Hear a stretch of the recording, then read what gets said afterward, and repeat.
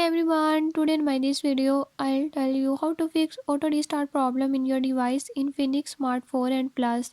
In this device Infinix Smart 4 and Plus, if you are worried about how to fix auto restart problem, try this method, hopefully this will work.